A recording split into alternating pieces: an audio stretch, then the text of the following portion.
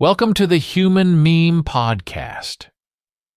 I'm David Boles, in full AI voice, and this is the interview I did with David Salazar of Opera Wire concerning the ASL opera project Jana and I have created at our website, asl-opera.com. And you may read the entire Opera Wire article there by clicking on the link. And just so you know, David Salazar's AI voice questions, unlike my voice answers, are not David Salazar's voice. Tell me about ASL Opera. What is the mission of this project? The mission of the asl-opera.com project is two-pronged. First, to demonstrate to hearing people that the opera can be open and inclusive for deaf audiences. Second, to open the pathways to finally welcoming deaf audiences into the opera performance community, from which they have historically been discouraged from attending because of an embedded, if unaware, prejudice against their interest. What are some short-term and long-term goals for ASL Opera? Short-term goals are creating awareness and encouraging sensitivity. Opera companies have told us the deaf don't want opera because the deaf won't buy tickets and don't attend performances. So why would the opera companies go to the trouble of providing interpreted performances for ghost audiences? The answer is the deaf have never been welcomed into the opera.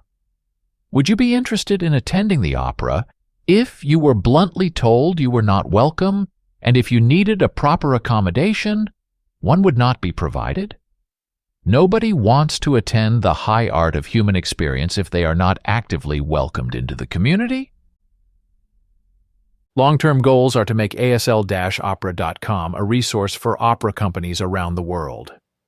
We can help them plan ways to connect with the deaf community and welcome their deaf audiences to sign language interpreted performances. We are a one-stop shop for deaf accessibility and interpretation. Need a performance interpreted for the deaf? We make that happen. What was your inspiration for the project? The inspiration for this project was the Metropolitan Opera on-demand streaming service. My wife, Jana Sweeney, who is deaf and who is the featured performer of our asl-opera.com interpreted videos, enjoy the idea of how opera can help heighten human sensitivity. And we were excited to finally be able to regularly afford to attend the Met Opera via their online streaming service. We were disappointed that the Met Opera streaming shows were libretto-only, open-captioned in English, and none of the interstitial content was closed-captioned.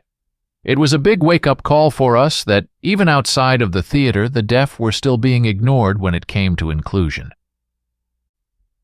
We don't do separate but equal in America anymore, and going halfway to deaf inclusion is not actual inclusion at all. This isn't an all-or-nothing issue. This is an equal and equitable issue where everyone in the theater, or watching on screen, is completely included as much as possible. The trouble comes when what is possible is not actually attempted when it is possible. How did you personally become involved in being an activist for bringing opera to the deaf community?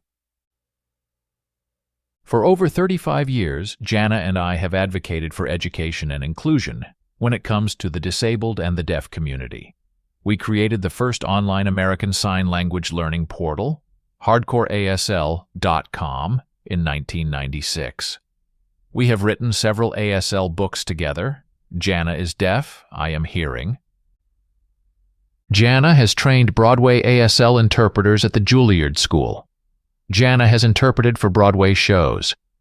For 45 years, she has taught ASL in the New York City area. Her day job for the state of New York is helping disabled people find jobs. All Broadway shows have had ASL interpreted performances since 1980.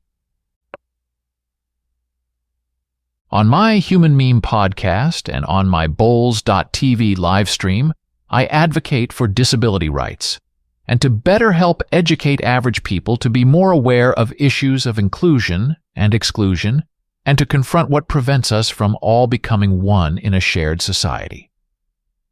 I also created the CUNY SPS ASL program of study, when their focus was on educators and not business training. What is your history with opera and with the deaf community? We are new to this endeavor because historically the deaf have not been welcomed into opera houses. It was that realization that the last great frontier of inclusion is the opera stage. You see many opera companies expanding from being Eurocentric in casting and staging to becoming more culturally adaptable and racially diverse on stage. That is a wonderful happening, and we want the deaf to be included in that accessibility expansion. Too often, we hear that the English libretto captions are enough for the deaf, and that just isn't true. ASL is not English. ASL has its roots in French. In our ASL interpretation, we take the English translation and visually modify it into an interpretive performance for the eye, and that takes time and diligence. It isn't enough to simply do one thing for inclusion. You often have to do 10 things to complete the inclusion. There are no incremental steps to inclusion. You either are inclusive or you are not. You don't start small now with the end idea of total inclusion sometime in the future. You leap forward today, and you create complete accessibility and inclusion by default the first time. Either the deaf are included, or they are not. You can't place the deaf in a rehearsal hall or in a side room and interpret a few areas and consider that compliance with the human condition. It is not. It's a cruel joke on those deaf who want to experience the same visceral thrill of a live opera performance in a theater, with everyone else, in real time. What do you feel is lacking in the opera community with regards to including the deaf community, and what do you think can be done? What can the leading opera companies do to be more inclusive and supportive? Right now, there is a general dismissive attitude from the old guard who feel it is their job to protect the aesthetics of the opera performance. They think ASL interpreters ruin the look and feel of the live performance event. They worry about what hearing people in the audience will think with ASL interpreters in the theater. They don't want change. They don't want to make it right. Sometimes you have to spend money to include people, and so the budget issue is used to deny accessibility. They just want to keep on doing what they have always done, and that's where asl-opera.com steps in to step up. It is our job, our duty, and our moral mission to push them to do the right thing. Good things aren't easy. Right things aren't simple. Sometimes there is pain and discomfort in doing what's best for the deaf, and not just what's easiest for you. Opera companies need to open up and confess there are things they don't know about the deaf and don't know how to solve. There's nothing wrong in asking for help.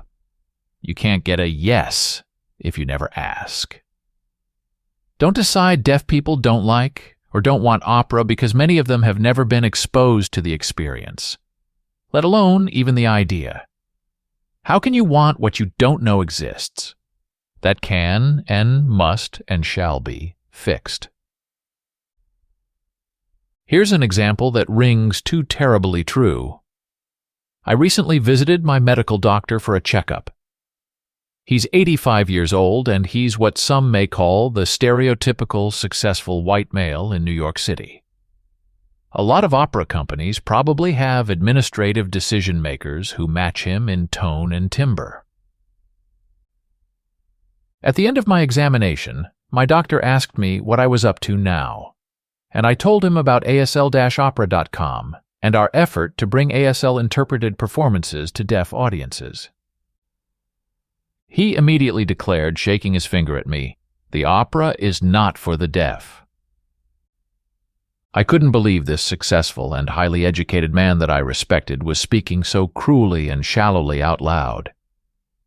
But I also realized what he said was likely what others in positions of power at opera companies may think, but never express except by inaction against the punishing norm.